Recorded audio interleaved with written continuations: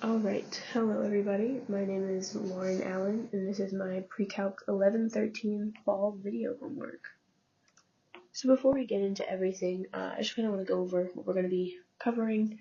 We're going to go over, some topics that we've looked at in the past. So we're doing 2.4 transformations, knowing how and when to shift a graph. We're going to look at graphing some transformations based off of how they're shown in an equation. We're going to solve some equations graphically and algebraically, to really show the solution. And then we're going to look on inverse relationships between logarithms and exponential functions, and, kind of how to go back and forth between the two. And then we're going to put it all together and look at everything. So before we get into our main problems, we're going to look at some review of 2.4. When we look at, 2.4, it's mostly transformations. So we're going to talk about vertical shifts, where in an equation, if you have, plus or minus a number and it's not directly on x, that's going to be a vertical shift. So if you're adding c, the graph is going to move up by however many c is. And if you're subtracting c, it's going to move down by however many c is. The next thing we're going to look at is horizontal shifts. Similar to vertical, except now the c is going to be happening directly to x, which is going to move it horizontally. So if you're adding c, it's going to shift to the left by c, and if you're subtracting, it's going to move to the right by c. The other thing we're going to look at is reflections. So, if you have a negative not being done directly to x, if it's kind of outside, then it is reflection of f of x across the x-axis. And if the reflection is being done directly to x, it's going to be across the y-axis. And there are some occasions where you have both in one equation, but you're just going to reflect it across both the x and y-axis, which is the same thing as a 180-degree rotation. Some more review. There's vertical stretching and shrinking. So you're going to do vertical, stretching and shrinking when, again, it's not directly happening to x itself. And if c is greater than 1, it's going to be stretched by a factor of c. And if it's between 0 and 1, it's going to be shrunk by a factor of c. And then we have horizontal stretching and shrinking, where, it's happening directly to x, which is why it's going to be horizontal. If c is greater than 1, it's actually going to shrink horizontally by a factor of 1 over c. And if it's between 0 and 1, it's going to be stretched by a factor of 1 over c, which is kind of the opposite of vertical stretching and shrinking. And then we also have inverse functions, and it's just a reflection across the line y equals x, because you're swapping those x and y values. So kind of getting into it, we're going to look at graphing our transformations. The first one we're going to look at today is g of x, which is 2 to the negative x. So when we're looking at this, we can see that the x has the negative, and so looking back at our, transformations we just learned about, we're going to see that it shifts it across the y-axis here, and if we look, this is g of x, and the dotted line that we can see our parent function, which is 2 to the x. So it's just a reflection of 2 to the x across the y-axis because of our negative right here next to the x. Our next one we're going to look at is h of x, which is negative 2 to the x. And it's similar to the last one, except instead of that negative being on x, it's now out in front on 2. So that's actually going to give us a reflection across the the x-axis. And we have the dotted line as the parent function right here of 2 of x, and then the green line is our h of x function, which is negative 2 to the x. Like I said, it's just a reflection of 2 to the x across the x-axis, because you're flipping those values. And then our last problem, k of x, is negative 2 to negative x. So it may look a little confusing, but we're just going to take the transformations we did on the last two, kind of combine them. You're going to flip it over the x-axis and then over the y.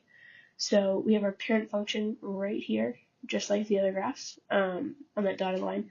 And then this purple line is our k of x. So, like I said, it's just either a 180-degree rotation or a reflection across the x-axis and the y-axis, whichever helps you memorize best. So then we're going to look to solving algebraically and graphically. We're going to, our equation is going to be e to the 3 minus 2x equals 4. So the first thing we want to do is we want to look at this and we want to know how we can get rid of that e and bring down 3 negative 2x. So that is equal to 4, and we can solve a little bit better. The way to do this is we can apply a natural log to everything, and because that natural log has a base of e, the e in the natural log will cancel out the e that is being raised to the power of 3 minus 2x, and we will just get 3 minus 2x. Although the natural log will stay on the 4 because there's nothing to cancel it out. However, though, once we see, that we have 3 minus 2x equals ln of 4, we can just add the 2x over and then subtract the natural log to get, 2x equals 3 minus ln of 4. And since we want to get x all by itself, what we're going to do is we are going to divide by 2. So we're going to have 3 minus ln of 4 divided by 2. So that is going to be our algebraic solution. We've solved completely for x by itself. So now when we're going to graph it, we want to look at each part of the equation separately. So we're going to set each side equal to y. So we have y equals 4 right down here, and y equals e to the 3 minus 2x. And what we're looking for on this graph is where they intersect, because that's really where we're going to find our solution. So if we look at the graph, the blue line is e to the 3 minus 2x, and this red line is y equals 4. So right here, at this point, that is our solution, right where they intersect. Moving on to inverse relationships, we have our equation of e to the x plus 4 plus 1 equals y. So the first thing we're going to do is we're going to look at this. And this is inverse, so we need to swap the values of x and y. So what we're going to do is we are going to swap it to where it is x equals e to the y plus 4 plus 1. And now you want to try and isolate y, get y by itself. So the first thing you're going to do is subtract 1, because you want to get 1 on the side with that x. So now it's going to be x minus 1 equals e to the y plus 4.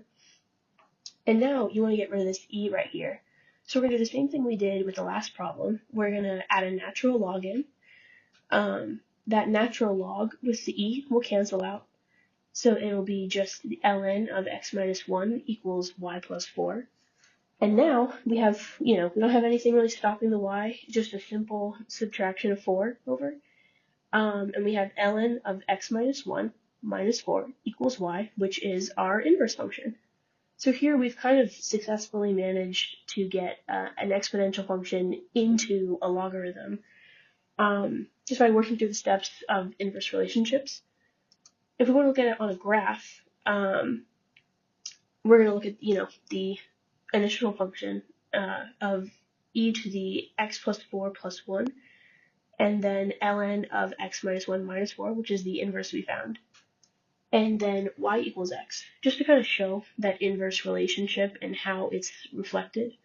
This blue line right here is going to be e to the x plus 4 plus 1.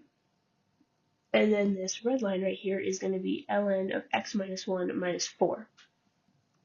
Now what we're going to do is we're going to take a look at everything we've looked at so far, and we're going to put it all together in an equation. So we are going to be given y equals 3 ln of x minus 2.